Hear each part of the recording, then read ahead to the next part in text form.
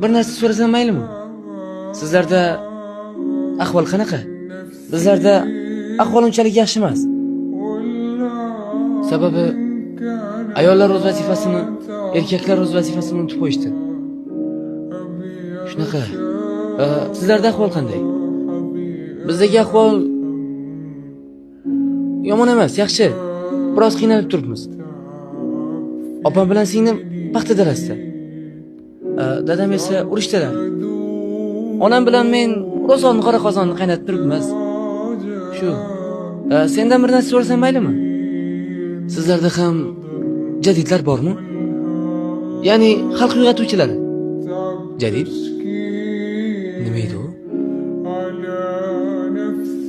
Hali jadidlar kimligini bilmayman-da.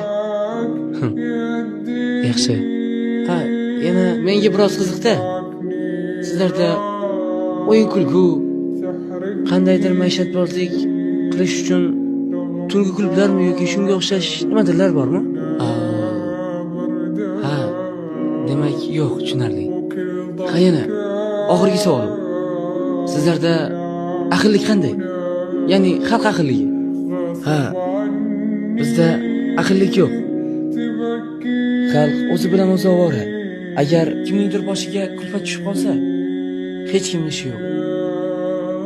Kimdir agar zulmat tubiga botayotganini ko'rsa, u chuqurlikdan tortib chiqarish o'rniga chuqurlik ustini bekitib qo'yishadi. Bizdagi aqllik shunday. Sizlarda-chi? Sizlarda qanday? Bizda agar kimningdir boshiga kulfat tushib qolsa, butun mahalla bilan birga yig'ilib borib, u insonni tushkunlikdan chiqazamiz.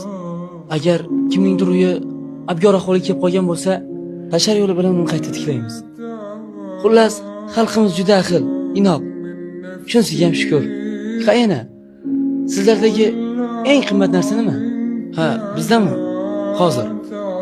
Bizdagi eng qimmat narsa mana shu jin urgan matoq. Odamlar buni sotib olish uchun 1 yil ishlashadi. Shu biz uchun eng qimmatli narsa. Bizda eng qimmatli narsa otamdan kelgan xat. O'qishni bilmayman-u, lekin onamning biroz soatlari bor. O'shanga har tunda o'qib beradilar. Qayta va yana qayta. Shu biz uchun eng qimmatli narsa. O'rtoqlarim bilan ozgina yig'ilishim bor edi. Sal kech qolyapman.